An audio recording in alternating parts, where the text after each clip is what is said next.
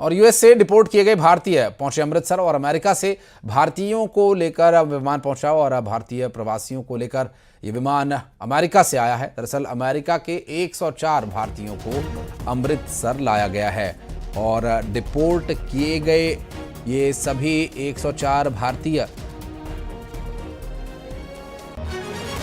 अमृतसर लाए गए हैं और अमृतसर पंजाब में यूएस एयरफोर्स का विमान लैंड हुआ। तस्वीरें आप देख सकते हैं और अमेरिका से 104 भारतीयों को अमृतसर लाया गया। बढ़ते आगे, रुक करेंगे अगली खबर का। उमरिया के बांधवगढ़ में हाथियों का झुंड तालाब पर पानी पीता हुआ दिखाई दिया। खितौली जोन में दर्राहा तालाब में हाथियों का झुंड अपनी प्यास बुझाने आया था और ये तस्वीरें जहां हाथियों का झुंड आप देख सकते हैं तस्वीरों में और वहां पर मौजूद पर्यटकों ने इसका वीडियो बनाया।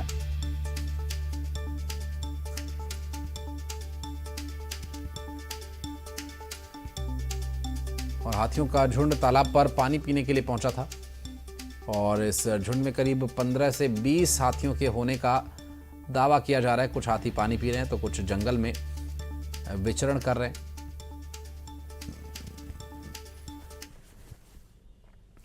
और विदिशा में पटरी पार करते समय एक व्यक्ति ट्रेन की चपेट में आ गया और इस व्यक्ति की मौके पर ही मौत हो गई। जीआरपी ने मौके पर जांच की लेकिन मृतक के पास कोई भी कागज बरामद नहीं हुआ, उसकी पहचान अभी नहीं हो पाई है। जीआरपी ने शव को पोस्टमार्टम के लिए जिला अस्पताल पहुंचा दिया।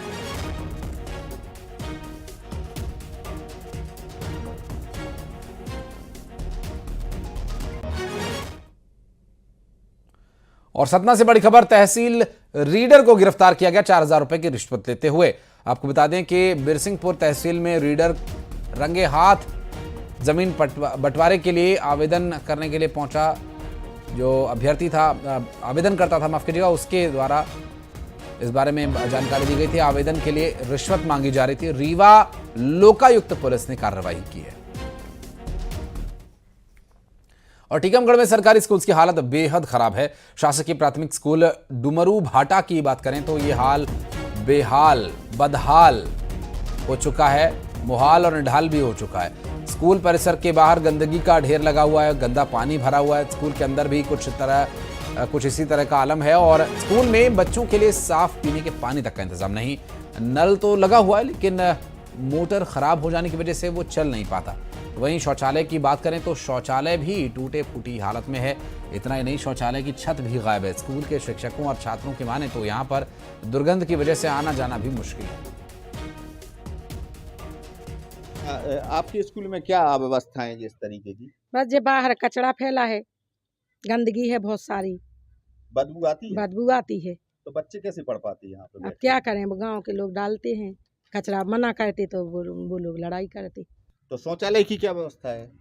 शौचालय में बच्चे लोग जाते हैं बाथरूम करने तो जाते हैं, तो कैसे वहाँ पे तो गंदगी पूरी तरह है, वहाँ पे कैसे जाते हो? एक में नहीं है गंदगी। कैसी गंदगी है स्कूल के बाहर? स्कूल में कचड़ा अचड़ा डाला और गंदा पानी डाला, बदबू भी आती। तो यहाँ पे खेल भी नहीं पाते होंगे आप लोग? नहीं।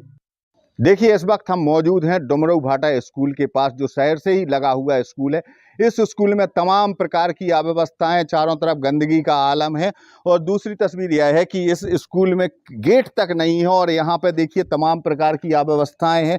बच्चों के लिए यहाँ पे शौचालय तक की व्यवस्था नहीं है। देखिए आप, ये जिस बच्चों के लिए जो शौचालय है वो तमाम जगह टूटे हुए पड़े हैं, गेट तक नहीं हो, ऊपर छत भी नहीं हो। और देखिए दूसरा जो शौचालय है, क्योंकि यहाँ पे बच्चियाँ भी पढ़ती हैं और कक्षा 1 से 5 तक का स्कूल है, यहाँ पे ना तो ऊपर से कोई शेड है और ना ही किसी भी प्रकार की व्यवस्था है। चारों तरफ गंदगी का आलम है। जो टॉयलेट हैं वो पूरी तरह टूटे पड़े हुए हैं और ऐसे में बच्चों को मजबूर होकर बाहर जाना पड़ता है और ऐसे में यहाँ पे किसी भी प्रकार की व्यवस्थाएं तक नहीं है। हालांकि प्रशासन ने नल के लिए जरूर लगा दिया, ना तो यहाँ पे पानी की व्यवस्था है और ना ही यहाँ पे सही तरीके से जो शौचालय बनाए गए हों और यहाँ पे पूरी तरह गंदगी का आलम है। ऊपर छत तक नहीं है ताकि बच्चे ढककर यहाँ पे अंदर आ सकें। आप देख रहे हैं कि तमाम प्रकार की जो गंदगी है, अव्यवस्थाएं इस स्कूल में भरी पड़ी हुई हैं। यहाँ पे देखिए आप, ऊपर टंकी तो बना दी गई है, लेकिन यहाँ पे इस मोटर जो ट्यूबवेल है वो बंद पड़ा हुआ है। पानी की किसी भी तरह की व्यवस्था नहीं है। जो किचन टीन सेट बना हुआ है, किचन सेट बना हुआ है, वहाँ पे खाना तक नहीं बनता है, क्योंकि यह पूरी तरह बंद पड़ा है। आप देख रहे हैं कि नल में टोंटियाँ तक गायब हैं, और जो नल लगे हुए हैं वह पूरी तरह बंद है, क्योंकि जब टंकी में ही पानी नहीं होगा तो भला नल में पानी कैसे आएगा। देखिए आप, यहाँ पे पानी की कोई व्यवस्था नहीं है, क्योंकि बच्चे यहाँ पे पढ़ने के लिए आते हैं। छोटे छोटे बच्चे जब पढ़ने के लिए आते हैं तो उनके लिए ना तो टॉयलेट की व्यवस्था है, ना ही साफ पानी पीने की व्यवस्था है।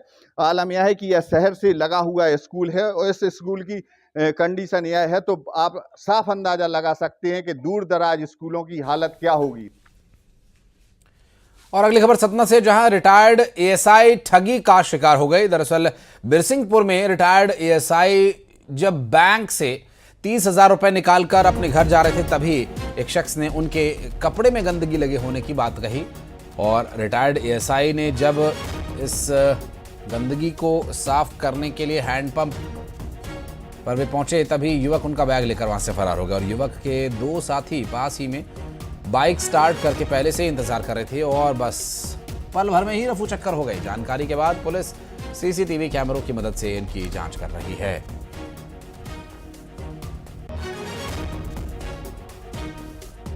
लगा तो मैं ऐसे किया तो देखा तो छू रहा है कोई, और फिर बैंक में वो कहा कि आगे धो लेना, तो मैं आके यहाँ हैंड पैक में धोने लगा अपना सामान रख कर, तो पता नहीं फिर जब देखा तो लेके भाग गया। और बढ़ते हैं आगे, रुक करेंगे अगली खबर का, जहां जबलपुर में चेन स्नैचिंग की वारदात से सनसनी मच गई। दरअसल मामला विजयनगर थाना क्षेत्र का है, जहां पर एक बुजुर्ग महिला मंदिर से दर्शन करके लौट रही थी, और इस दौरान अज्ञात बदमाश वहां पहले से ही बुजुर्ग महिला को देखकर ताक में खड़े थे। और महिला को पहले उन्होंने अपनी बातों में उलझाया, और जैसे ही बुजुर्ग महिला उनसे बात करके अपने घर जाने लगी, तभी बदमाश पीछे से आए, चेन खींची और भाग गया। और इस दौरान महिला समझ भी नहीं पाई कि ये क्या हुआ, और फिर जब महिला ने मुड़कर देखा तो उसे पता चला कि उसके गले की चेन छीनकर बदमाश भाग गए।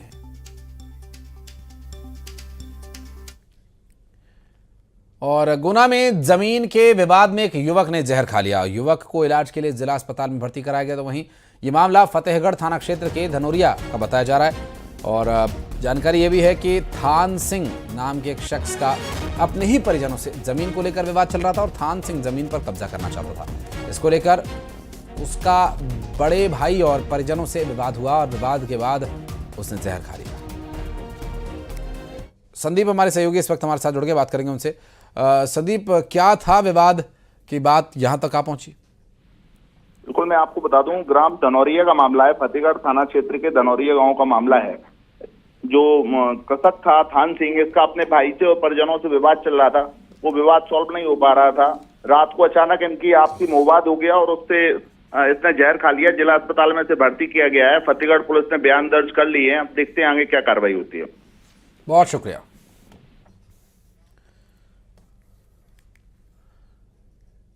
और इस पूरे मामले में जो कार्रवाई की गई उसके बाद बढ़ते हैं आगे अगली खबर की तरफ। अनूपपुर के अमरकंटक में नर्मदा महोत्सव के दूसरे दिन मशहूर गायक बाबा हंसराज रघुवंशी ने प्रस्तुति दी। दरअसल भक्ति गीत कार्यक्रम में भक्तों की भारी भीड़ उमड़ी थी, और इस दौरान पूजा अर्चना और महाआरती भी हुई।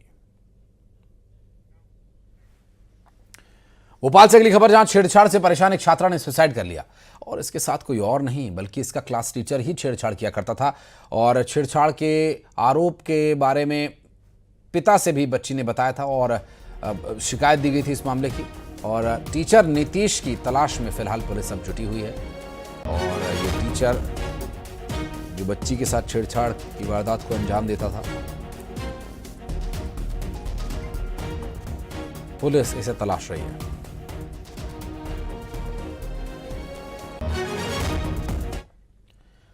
और अंबिकापुर में ऑनलाइन क्रिकेट सट्टे का खुलासा हुआ। पुलिस ने 5 सटोरियों को गिरफ्तार किया, और आरोपियों के बैंक खातों से 40 करोड़ का लेन देन भी होना पाया गया है। आरोपियों से कई मोबाइल फोन्स भी बरामद हुए हैं।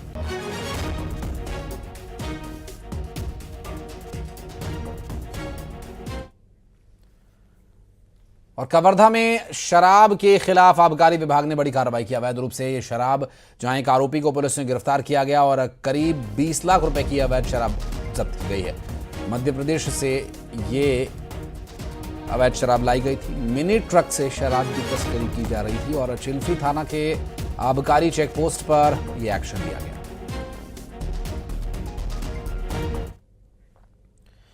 और बिलासपुर में जबरन धर्मांतरण मामले पर एक्शन लिया गया। पास्टर और उसकी पत्नी पर केस दर्ज किया गया। चंगाई सभा के जरिए अलग अलग इलाकों में धर्म परिवर्तन की साजिश का आरोप लगाए। सकरी के संबलपुरी गांव में पास्टर संतोष मोसेस और उनकी पत्नी पर केस दर्ज हुआ। ईसाई धर्म अपनाने के लिए ग्रामीणों पर दबाव डालने का आरोप है। ग्रामीणों का आरोप यह भी है कि ग्रामीणों को डराया जा रहा है।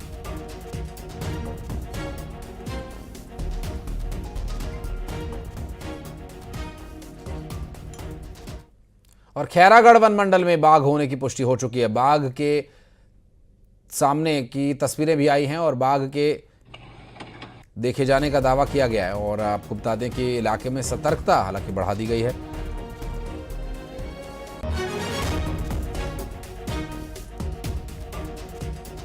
वन विभाग ने साफ कर दिया है कि जंगल में अनावश्यक यदि कोई घूमता पाया गया तो उसे डिटेन किया जाएगा। जरूरत पड़ने पर कानूनी कार्रवाई भी होगी।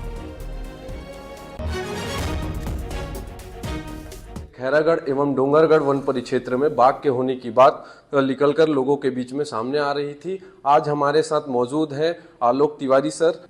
खैरागढ़ वन मंडल वन क्षेत्र में करीब करीब मान के चलिए हमारा लगभग 95,000 हेक्टेयर के आसपास की वन क्षेत्र भूमि है।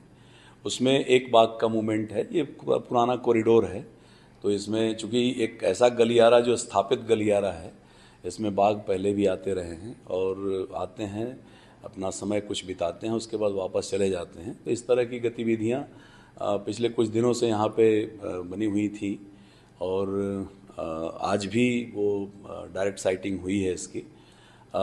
टाइगर मूव कर रहा है और टाइगर और यहाँ ले एक छोटा सा ब्रेक, खबरें आगे भी जारी है।